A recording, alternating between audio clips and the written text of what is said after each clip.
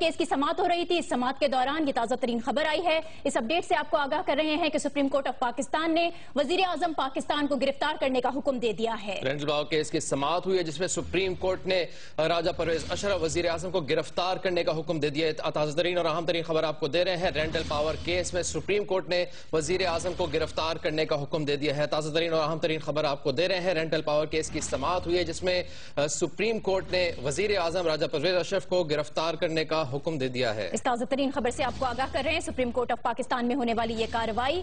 Supreme court of Pakistan میں rental power case کی سماعت ہوئی اور اس سماعت کے دوران سپریم کورٹ نے وزیر اعظم پاکستان راجہ پرویز اشرف کو گرفتار کرنے کا حکم دے دیا ہے. تازہ ترین اور اہم ترین خبر آپ کو دے رہے ہیں. رینٹل پاور کیس کی سماعت ہوئی ہے جس میں سپریم کورٹ نے وزیر اعظم راجہ پرویز اشرف کو گرفتار کرنے کا حکم دے دیا ہے. اہم ترین خبر آپ کو دے رہے ہیں. آپ سے کچھ دیر پہلے رینٹل پاور کیس کی سپریم کورٹ میں سماعت ہوئی ہے. سماعت میں سپریم کورٹ نے حکم دیا ہے کہ وزیر اعظم کو گرفتار کر لیا جائے. اہم ترین خبر آپ کو دے رہے ہیں. بریکنگ نیوز ہے یہ.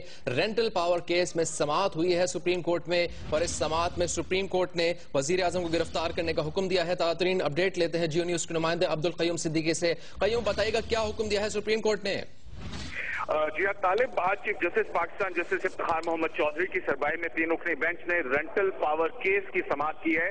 آپ کو یاد ہوگا کہ گزشتہ دنوں سپریم کورٹ آف پاکستان کا نام استعمال کر کے غلط طور پر ان 2 تفتیشی افسران جنہوں نے رینٹل پاور کیس کی تفتیش کے 2 ریفرنسز کے اندر راجہ پرویز اشرف جو کہ سابق وفاقی وزیر پانی و بجلی تھے اور ان کے سمیت 16 افراد کے خلاف جو ہے تفتیش مکمل کر کے چیئرمین نیب کو بھجوائی تھی. تاہم اس پر چیئرمین نیب نے ریفرنس داخل کرنے کے بجائے ان تفتیشی افسران کو D G NAB Rawalpindi colonel Subah Khan کو اور دیگر 3 افسران کو معطل کر دیا، جس کا سپریم کورٹ آف پاکستان نے تجویز کی تھی. اور پھر اس کے بعد عدالت کو بتایا گیا کہ سپریم کورٹ کا نام جو ہے وہ کرنل صوبہ صادق نے کہا تھا کہ یہ افسران سے سپریم کورٹ ناخوش ہے. اس بنیاد کے اوپر جو ہے وہ ان افسران کو معطل کیا گیا.